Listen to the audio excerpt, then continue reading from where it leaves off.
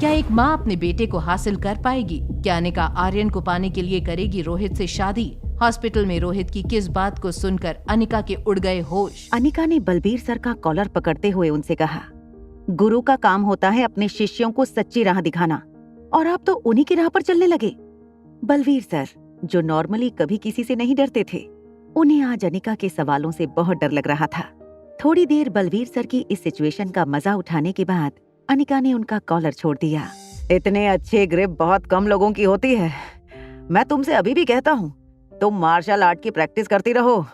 तुम एक दिन जरूर इस एकेडमी का और मेरा नाम रोशन करोगी।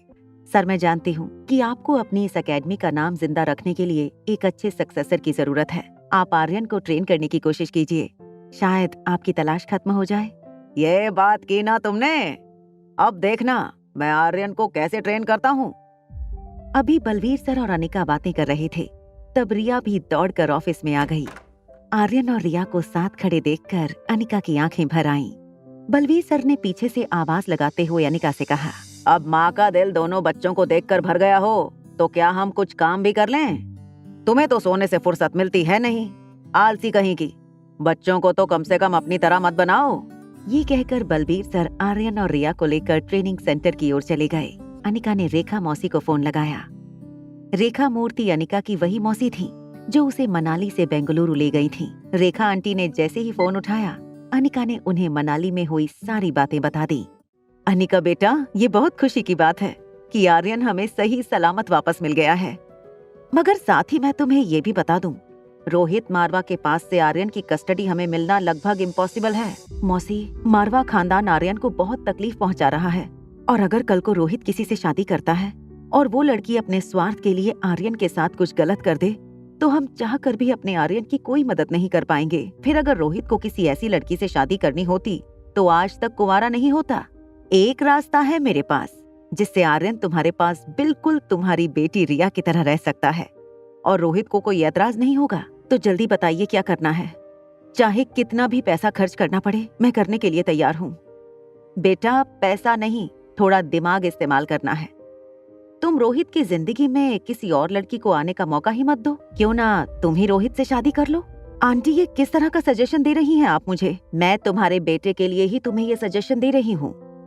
अनिका, जरा ठंडे दिमाग से सोचो। अगर कहीं रोहित को इस बात का पता चल गया कि रिया भी उसी की बेटी है, तो तुम जानती हो वो कितना पावरफुल है।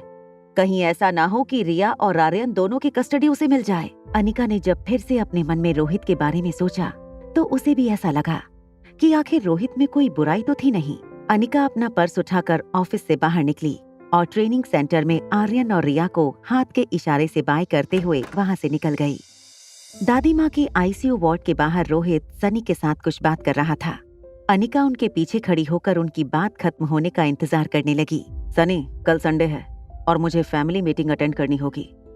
ये कंपनी के लिए बहुत जरूरी मीटिंग है। कल मैं अगर सारा दिन बिजी रहूंगा तो तुम्हें आर्यन की देखभाल करनी होगी। डोंट वरी बिग ब्रदर, मैं आर्यन का पूरा ख्याल रखूंगा। सनी को इस बात का गिल्ट अंदर से खाए जा रहा था कि उसने अपने बड़े भैया से आर्यन और रिया की सच्चाई छुपाई थी।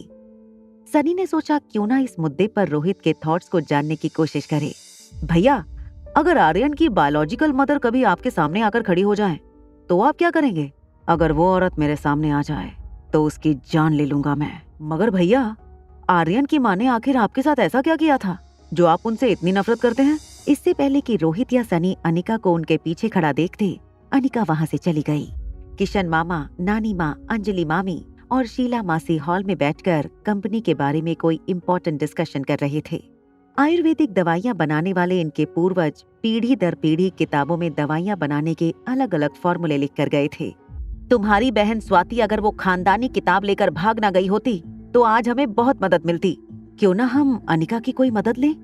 वो एक डॉक्टर है, शायद वो हमारी मदद कर सके। जब स्वाति गुजर गई थी तब अनिका 1-1.5 साल की थी। भला उसे क्या समझ होगी आयुर्वेदिक मेडिसिन के बारे में? डॉक्टर होना एक बात है और दवाइयाँ बनाना दूसरी। आई एम सो ग्लैड मामा, यू आर फाइन नाउ। जैसे ही अनिका ने किशन मामा को हक करने के लिए अपनी बाहें खोली, उसके हाथ में रखी दवाइयों की थैली जमीन पर गिरी। सारी दवाइयां बाहर निकल गईं। अलग अलग कॉम्पोजिशंस में बनी इन दवाइयों को देखकर शीला मासी चौंक गई। क्या शीला अपने अहंकार को छोड़कर अनिका से मदद मांगेगी और बचा लेगी अपनी कंपनी को? क्या रेखा मौसी की सलाह मानकर अनिका कर लेगी रोहित से शादी? क्या रोहित पता कर पाएगा अनिका का सच? जानने के लिए देखिए अगला एपिसोड सिर्फ पॉकेट FM के YouTube चैनल पर। और एक लड़की को देखा तो के सारे एपिसोड्स को सुनने के लिए डिस्क्रिप्शन में दी हुई लिंक से डाउनलोड कीजिए पॉकेट FM ऐप।